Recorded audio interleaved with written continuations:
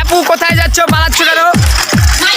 আপু সুমাইয়া আপু, আমি লিমিট খরচ করো কিনা? আপু কোথায় যাও, তোমরা পালাচ্ছ কেন? এই যে একটু সুন্দরভাবে কথা বলো, আরেকটু জোরে বলো। আমরাও জানি তোমরা বিচার দিতে পারো, আমরাও বিচার দিতে পারি।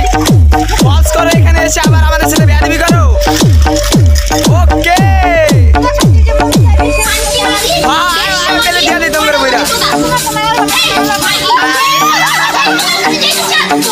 মুখের ভাষা কত সুন্দর এদের, দেখো।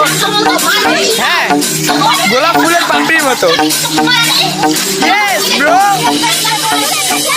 যাবো না, আমার বাবার এলাকা।